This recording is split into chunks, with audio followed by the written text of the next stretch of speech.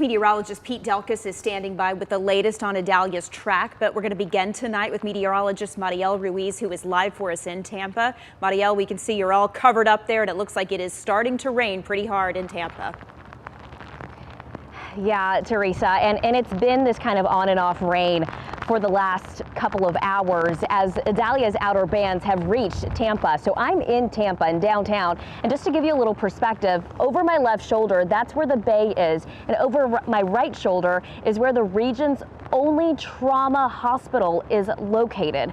Now, tonight we have flood watches in place for this whole area, and they're actually in place through tomorrow night, but a tornado watch also in place tonight for this region and much of Florida's west coast, as we are on the east side, or the really the area of that is going to cause the most severe weather. So earlier today we actually were closer to the bay, and this is what we saw. We saw the bay levels rise about 3 feet due to high tide. It's just really bad timing. With the full moon and the winds from Idalia, this bay looked a little bit more like the middle of the ocean. And because of that storm surge being the biggest concern, it is also going to be the reason why this trauma hospital really set up the barricades. But really in between bands, during the day today, the winds were pretty calm, so a lot of people were out checking out the sites, and we even saw a fisherman taking advantage of something called the pre-storm bite.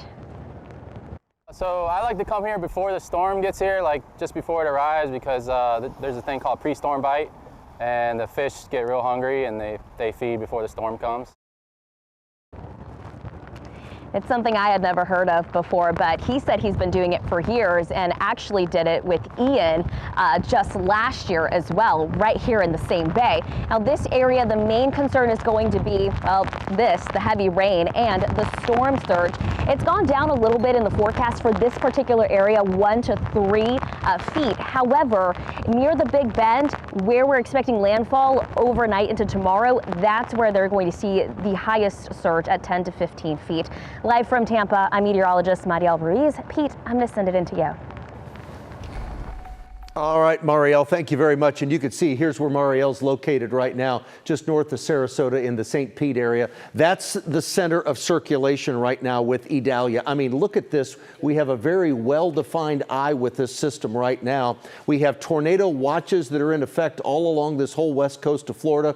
Right now, a Category 2, winds of 110, gusting to 125. It's 125 miles west of Tampa at this point. Those are the watches, and they extend from the Big Bend all the way down into southwest Florida, south of Fort Myers right now. Those are the tornado watches. Look at this, a Category 2 by 6 o'clock tomorrow morning. It looks like it's going to, if we could, look at this, let me pause that for just a second, because as it makes landfall, it'll turn into a Category 3 overnight, and right before landfall, it will become a Category 4. So a Category 4, Category 3 is a major hurricane. We're looking at a Category 4. There's never been a Category 3, as Teresa and Cynthia mentioned at the beginning of the newscast, make landfall in the Big Bend of Florida. We're going to have a significant hurricane make landfall across that part of the state of Florida tonight.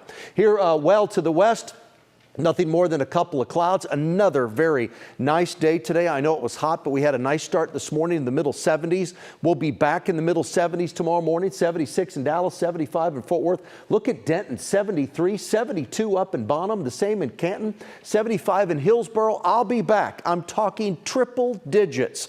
Wait until you see your hot Labor Day weekend outlook. The 14-day forecast coming up.